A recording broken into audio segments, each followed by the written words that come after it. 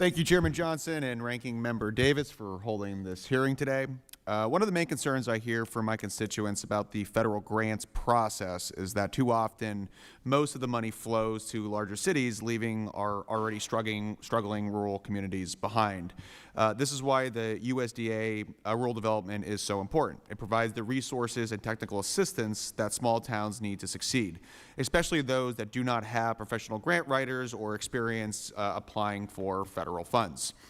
Small communities can go to RD for help with modernization of wastewater systems and public facilities like fire and police stations, building out rural broadband, and providing low-interest home loans.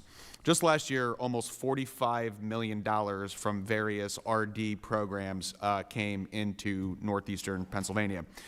Some highlights include over $2 million from the Community Facilities Program to Greater Hazleton Can-Do to purchase an existing commercial building to help with their mission of attracting businesses and entrepreneurship to the Greater Hazleton area, and a $8.7 million loan through the Water and Waste Disposal Program to Exeter Borough to upgrade their aging stormwater and sewer systems, where my family grew up. However, I know many more communities in my district could take advantage of the wide range of RD programs if they simply knew what was available and how to obtain it. Commissioner Heimel, as someone who also comes from a rural county in Pennsylvania, what advice would you offer to counties and communities in my district for identifying rural development programs that they could use? There's no easy answer. I think it's daunting to a lot of local officials. They don't have grant writers. They don't have personnel that are particularly familiar with the process. They don't really have easy access to what the programs would be. I think the capacity building is a very important element of this, and I think that the USDA-RD actually can contribute to that to help the local, particularly very rural areas, be able to access that with resources at the departmental level.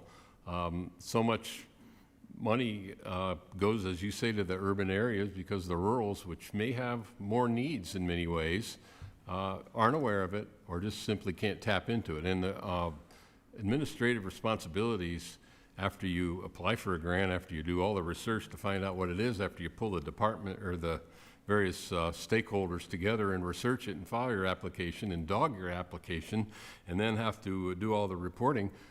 So many rural communities do not have personnel that are empowered to do that. They're not available, and they're doing about 4 other jobs at the same time. Well, I was worried that's what you were going to say. So the 11 words that you never want to hear from the government, that we're here and here to help honestly. What about Ms. Brand, Ms. Forbes? Do you have anything else that you would like to add to that? Rural development organizations like myself, there's 500 of us across the United States, so they should reach out to them. They should be able to give them a breadth of knowledge of these are the types of programs that you're eligible for, what's your project, and then if they need to bring in extra technical assistance, certainly reach out to those local rural development officials that actually that's their job, and to help them figure out what is the best path forward. Mrs. Brand? Would you have anything to add? Well, I think definitely partnering with USDA Rural Development partnered and continued partnering and enforcing that relationship across the country with organizations that have that technical assistance.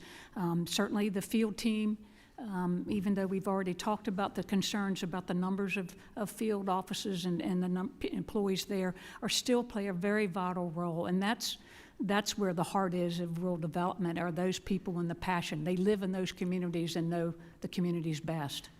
So use the government as a partner, not as an adversary per se. Thank you. I look forward to taking your advice back home and helping more of our smaller communities take advantage of these opportunities. Also, I'm excited to soon bring Pennsylvania State Director for Rural Development and my friend Mike Cabell, along with some of the state program leaders up to my district in northeastern Pennsylvania to hold an informational session where communities can learn what programs rural development offers and how to successfully apply for this federal assistance. With that, Mr. Chairman, I yield the balance of my time.